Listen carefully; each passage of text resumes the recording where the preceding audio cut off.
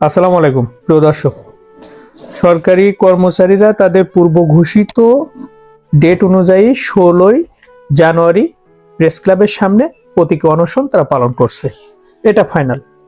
প্রতীকী অনশনটা পালন করা লাগতো না যদি তারা 8 তারিখই সবাই এই সিদ্ধান্তগুলো নিয়ে নিতেন, এবং এই 15 তারিখেও যে সভাটা হয়েছে এটাও খুব আশা ব্যঞ্জক বা খুবই যে আশানুরূপ সেটা কিন্তু হয় নাই।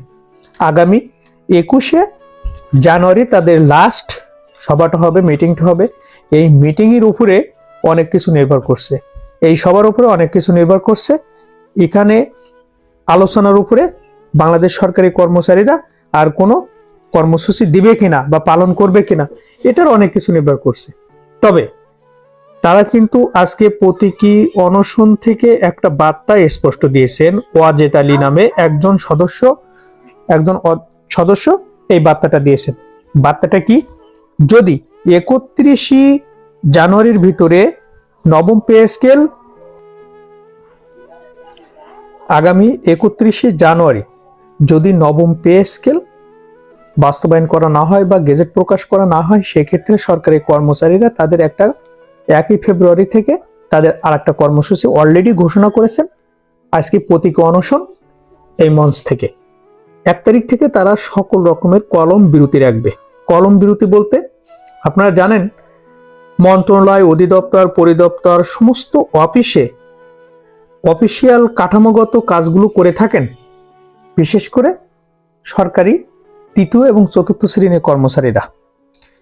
যদি তারা এখন কলমকে বিরত রাখেন তাহলে অবস্থাটা কি হবে আপনারা বুঝতে পারছেন।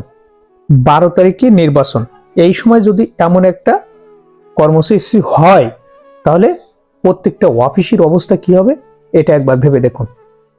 এখন আগামী 21 তারিখ যদি ফলপ্রসূ ঘোষণা আসে পে স্কেল বিষয়ে, তাহলে হয়তো সরকারি কর্মচারীরা এই দাবি থেকে বা এই কর্মসূচি থেকে বিরত থাকবেন, এটা আমরা আশা করি। এখন দেখার বিষয় পে কমিশন তাদের কার্যক্রমকে কতটা গতি দিয়ে করতে পারছেন বা কাজ করতে পারছেন।